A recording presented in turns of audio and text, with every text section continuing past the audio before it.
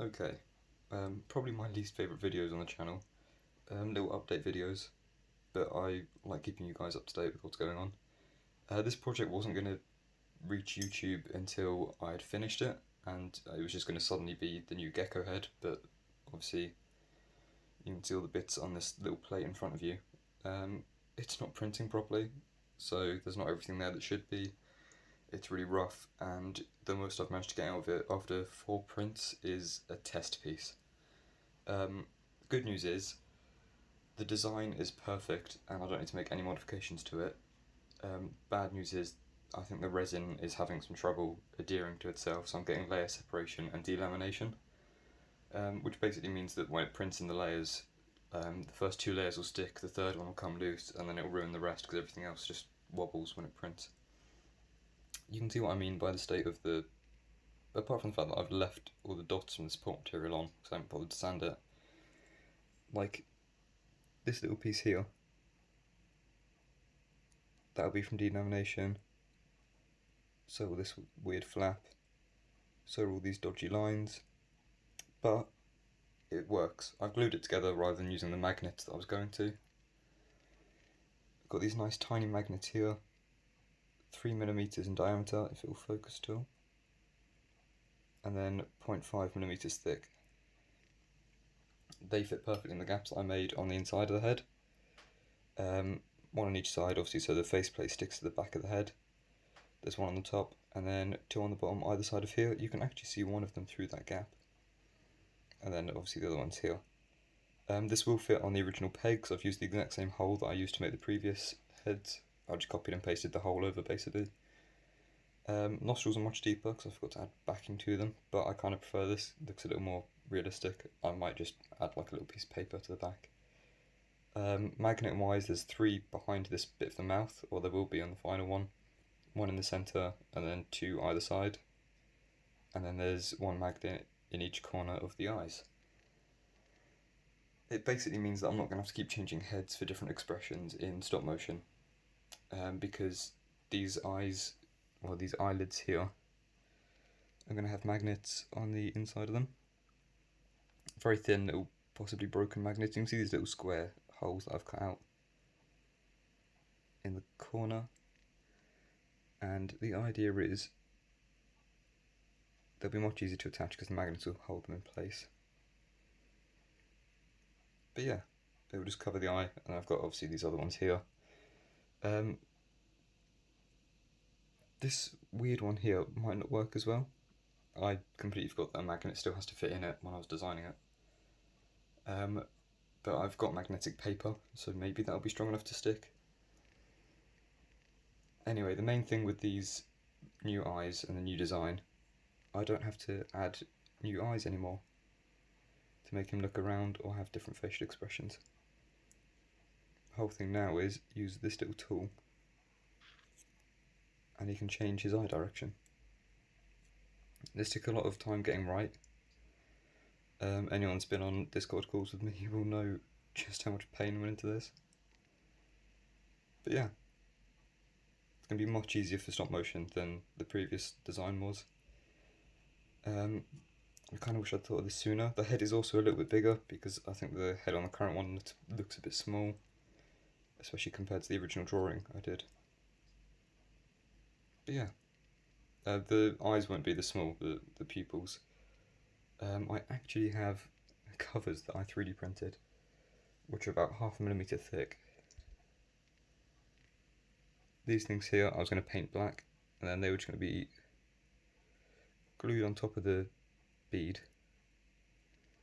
like that, and that'd be the pupil. Now I think I might have to try and freehand a perfect circle over this hole. But the idea was that this hole would line up with the one in the bead, like that. And then it can look around and just give it a bigger pupil. But yeah. That's where I am with the Gecko figure, or the Gecko head even. Just grab the other, they're not little contact lenses. There we go. So that's where I am with that. Also, still trying to get one of my figures delivered, which I've been told can't be delivered because of Japan Post, and they won't give me a refund. They're basically telling me either to wait or pay extra for shipping fees, and then some of the reviews are really negative on having paid for shipping fees. They've just not shipped them. And one of the wait times that I know from someone who bought a figure in similar circumstances is they've had to wait 8 months for delivery, and it was an 8-month pre-order, so they've basically waited 1.5 years for it. Which I'm not prepared to do. I bought that figure from Nippon Yasan. Basically, don't buy from that company. They are absolutely awful. The customer service is horrible. Because they won't check customer service reports sent before their opening times from what I've seen, or from what I've experienced. So I've had to stay up until 1 in the morning to submit a ticket to get a response within 48 hours. Because their opening times are 10 AM Japan time to 5 PM Japan time. So it's basically 1 in the morning where I live to be able to reach them early enough. Nin Game, however, or N2G Export, whichever you prefer to call it, has already delivered one of my figures. And now I wish I'd bought the Iron Man figure from here. Basically, I'm waiting for the I Am Iron Man edition of the Mark 85 to arrive, which in my opinion is one of the best looking Iron Man figures out there. So gutted that they've not delivered that, or that they just won't get back to me. So I've gone through PayPal in the end to get my money back, and hopefully they get back to me soon.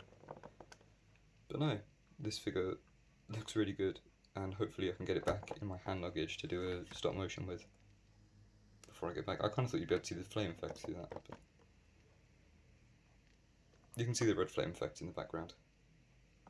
This box is so thick.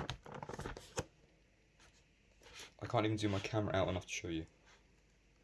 But basically, the normal boxes they have figures in, like the previous Iron Man Mark 85,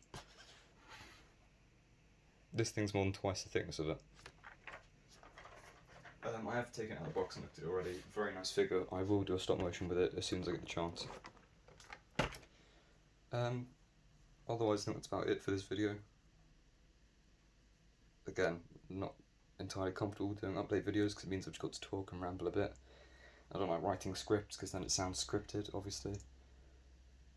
But yeah, also there's like 60% at the moment of viewers aren't subscribed.